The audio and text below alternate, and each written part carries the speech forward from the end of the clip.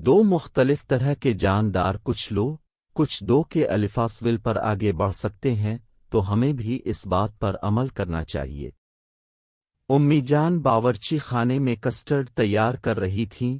تینوں بہن بھائی بیٹھے اسکول سے ملا گھر کا کام کرنے میں مصروف تھے۔ سائنس کے استاد نے آج کچھ ایسا کام دے دیا تھا جس میں کچھ اشکال بنانا بھی شامل تھا۔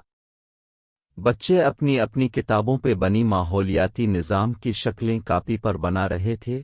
ایمن کی ڈرائنگ اچھی تھی، اسی لیے اس کا کام اچھا دکھائی دے رہا تھا۔ اس کے برعکس فواد اور علی کا خط کمزور تھا اور ان کی بنائی اشکال بار بار مٹا کر درست اور خوبصورت کرنے کی کوشش کر رہے تھے۔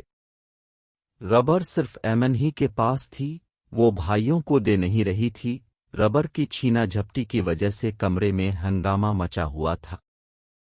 جب بچوں کا ہوم ورک مکمل ہو گیا تو امی جان نے حوصلہ افزائی کے لیے ان کے کام کو سراہا اور وعدہ کے مطابق کسٹرڈ کھانے کی دعوت دے دی۔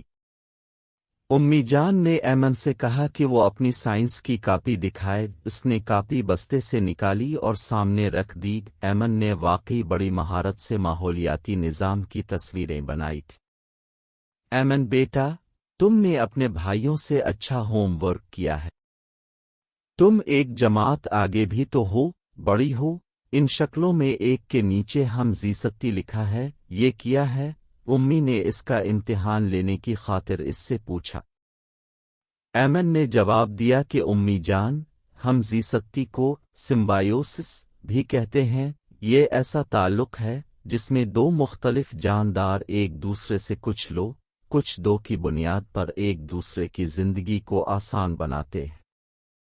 امی جان غور سے یہ باتیں سن رہی تھیں۔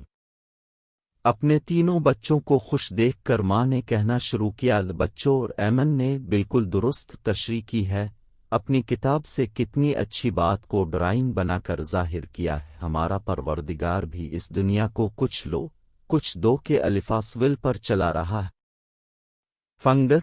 فنگس مثلاً پھپھوندی اپنی خوراک نہیں بنا سکتی، لیکن پانی جذب کر سکتی ہے۔ یہ پھپھوندی پودوں کی جڑوں سے دوستی کر لیتی ہے۔ پودے سورج کی روشنی میں خوراک تیار کر کے جن ریشوں کے ذریعے اپنی جڑوں کو بھیجتے ہیں وہ فلوئم کہلاتے ہیں۔ یوں فنگس، پھپھوندی کو غذا اور پودے کو پانی ملتا رہتا ہے۔